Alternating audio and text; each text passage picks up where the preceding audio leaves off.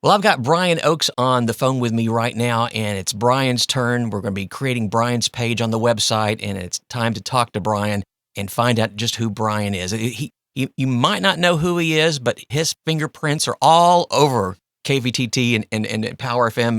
And so it's so good to get to talk to you. It's been a while since you and I have got to do this. And so welcome to whatever this podcast thingy is. Thank you much, my friend. I greatly appreciate you organizing this. Oh, it's yes. Nice to kind of jog some of the memories and bring back some of those original ideas. And ultimately, right before we turned the recorder on, well, you said something about you're in the moment, you're living life. And here, my favorite show of all time is Star Trek. And what did Star Trek have? They had the captain's log. And why wouldn't I have the foresight to mimic that? Because I always thought, I'll remember. I'll just remember. And what am I going to say every day or whatever? But at least you could say milestone stuff that now I'm having, a little fogginess about when things started or when things stopped or when we hired, Drew Mitchell, what was the date of that? Things like that. Had I been keeping a journal and kept notes, then, this would have been so much easier. So now that's the reason why I'm getting everybody. I'm poking the bushes and out comes Power FM people. And I'm saying, come talk to me. And so you actually bring up a really good point, and that's something I would say one of my regrets of that time was we never really kept a good record of what we did during the time, because in that moment and in that time realized how groundbreaking it actually was, because we weren't doing it for, praise, or we weren't doing it for, monetary concerns or anything like that. We were doing stuff because we thought it was pretty cool, right? And so where I come into the picture was I was actually just a listener of Lighthouse 21, and actually it was Youthquake prior to that. And I called Rick up and said, "Hey, your website's horrible. Can I do something with it for you?" And so that was actually how I became involved, and definitely stayed behind the scenes. Just kind of started from there, and effectively, and we can talk about this later, but we eventually technically had the first Triple Cast, which was a TV show, and we had a chat room, and we had a live internet broadcast. And the live internet broadcast was kind of a tricky thing because this was prior to broadcast.com. This was, we're talking the infancy of the internet. And if you want people to know how I was doing it, I was actually just taking media software, picking it up over a FM receiver, and completely, by today's standards, absolutely 100% breaking every FCC law and rebroadcasting it. But those laws didn't exist at the time. No, that's true. And I just was trying to figure out a way. I still remember one of the shows in Kaufman at the Light Spot, right? Uh-huh. I actually took a Sony Handycam and figured out how to use those kangaroo VCR repeater thingies to broadcast it into grandma's bedroom or something. And that's how I was wirelessly broadcasting the camera to live stream it over a dial-up line to a server that I had somewhere. And nowadays, everything is so easy and simple. But back then, we were jumping through hoops and mountains. I was pairing dial-up lines sometimes just to get enough bandwidth out to send a feed. And by today's standards, the quality was crap. But back then, we're talking groundbreaking, yeah. And none of us really had that perspective to understand what we were actually doing. Yeah, this is the early mid-90s, and so everything was all just new to us. We were all just getting used to being able to communicate this way, and you were just always just right there on this. You were the tip of the spear as far as the tech was concerned, and in order for you to have been able to do that, tell us about Brian. Where were you born? What year were you born? Kind of stuff, and what brought you to the point of knowledge and time to be able to call Rick up. So very long story short, I was born in Ohio, but raised in Southern California. So I was in Southern California from 6 to age 18. When I was 18, I moved out to the Dallas-Fort Worth area. First job was at Incredible Universe, which was Tandy's Best Buy. Awesome. They went out of business, but it was awesome. And I worked there for 2 weeks, slupping computers to people. And then from that point on, I ended up just having various IT-related jobs and all that kind of stuff. And so when I first basically got introduced myself to Rick and those guys, I think I was at EDS, maybe. This was before Microsoft. I eventually went to Microsoft, but this was before then. And my history just kind of up to that point is, well, let me again, this is kind of all over the place, but in college, I was a religion major. Tech was actually just what I grew up doing. So I grew up with Commodore 64s and trash 80s, very early PCs. And I just kind of thought they were interesting. And I was never planning on going into the IT business or going into the IT world, development, programming, debugging, the stuff I do now, none of that. I just thought they were interesting because if you're the guy who likes to figure out how to fix something and you kind of have that mindset, you're always looking for the different challenges. And so if you think of tech back then, it was very different.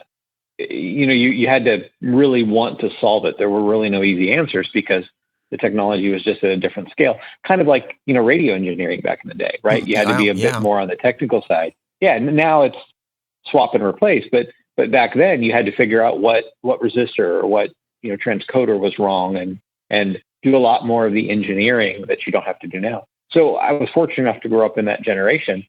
My father's fairly mechanical, so I was always around cars and tools and things. So just that natural curiosity to figure stuff out and come up with interesting solutions is kind of what eventually led me down that path. But I was actually at my house, I was listening because I basically single, had a pool table in my house, and I would sit and listen to the radio on Saturday evenings. And like I said, I was just a listener. And then I got a hold of them one day and just started by helping them out on the website. That's cool. What year were you born? I was born in 1976. 76. Wow. Okay. So you're a young whippersnapper still. Yes, I'm still a young whippersnapper at this point. So started at Microsoft in 1998. So just kind of putting things in perspective, right? So started there in 98. And so, being at Microsoft, by the way, during that time, and this is not an official endorsement of Microsoft because the lawyers would yell at me if I was officially doing that, but gave me access to some pretty early interesting technologies. And being an employee, I was able to utilize some of that behind the scenes to implement what we ended up implementing on the station. So you were there in the studio with them and always had all your gear so that everything could happen. Then I remember we would all, like a lot of times, just go and eat afterwards. And I remember lots of Monte Cristo sandwiches were apparently very popular with the Lighthouse 21 crew. And where was it? What was the restaurant? That was the old Bennigan's restaurant. Yes, the Bennigan's. Mine was the broccoli bite. Okay, so that's why it says so on the website that was your favorite. I was wondering if that was real or you were just being snarky because y'all are always like being snarky about Louis and what his role was there, and in the descriptions. Yeah, I would read. So that kind of brings in some other interesting things. So effectively, when I started coming up to the studio, right? So initially, I just kind of helped with the website and said, "Hey, had you guys ever thought about?" Well, okay, let's kind of take a step back. So I first got involved by assisting with the website, and then they were, "Hey, do you want to come up to the studio?" Well, of course. I mean, why not? I mean, I'm a tech person, but also, I would love to be on the radio like anyone. So someone opens the door, you always take it. Well, we're sitting there one night, and I'd occasionally maybe screen a call, but for the most part, I was there just updating live updates on the website, and then maybe a little bit of chatting here and there. But what actually happened one night was a gentleman by the name of Brian Borders, still a good friend to this day, Brian B. He actually called and said, "Hey, do you guys want to do a chat room?" So technically, Brian Borders was the one who introduced the IRC chat room that we had, which began the first type of outreach media that we had. So you had the website, and then you eventually had the chat room. Then we had the live streaming, and then the TV was added later. But Brian was actually the one who introduced that, and Brian was just a listener. I think he's 4 or 5 years younger than me.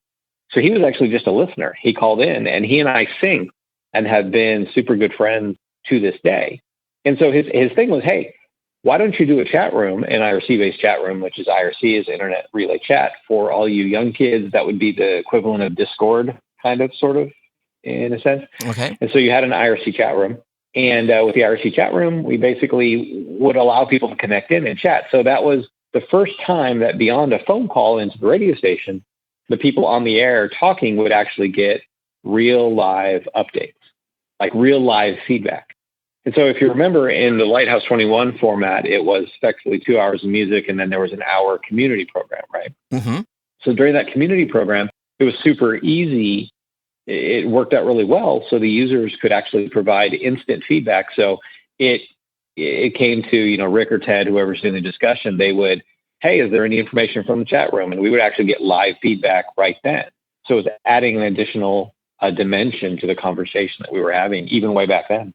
I'm thinking that we need to, for this nostalgia site, is to incorporate that as well, so that people can connect with one another and still talk to each other in that way. And I know it's probably come a lot further, being 20-something years, past those original ones, that I can probably find one, and you might be able to give me some recommendations on what would be a good one to host on the site.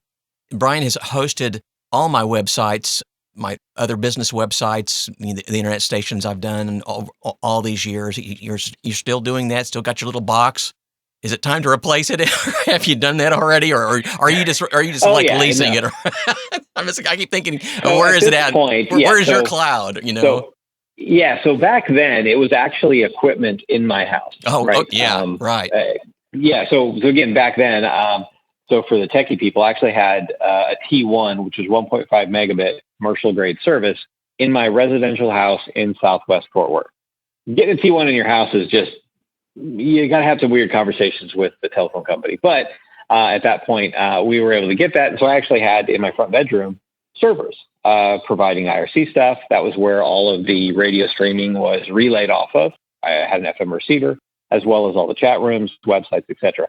In today's market, your stuff is actually at a co-location. I think yours is technically Houston, but yeah, it's basically VPS leased here, because you get to a certain point when, back then it made sense for me to do it financially, but now through commoditization, it doesn't make sense to have equipment sitting in your house anymore unless you're right. I think we're going to have a really cool site. We got the big staff page where everybody can go and find the people they remember, and we'll have some biography pictures and whatnot. Memories of the storm. Do you remember the storm that ripped the roof off the building? We were still able to do KVTT because the entire studio suite stayed intact, but the rest of the roof went into the back. I have a photo of my car and Devin's pickup with the air conditioner, right, through his windshield. And so that set us back. We were going to sign on earlier than when we did. And so it took a while. I don't know if you remember when you coming into on Saturdays and all those blowers blowing the drywall and having to rebuild the entire roof and in the the interior. I guess it was one of the things was they redid all the computer conduit because you had to get it there anyway. So Kent was real busy getting everything all hooked up and getting us into the Power FM studio and getting that back, because you could look up through the sky or look up through the ceiling and see sky where the Power FM studio was. So that was an incredible way to start.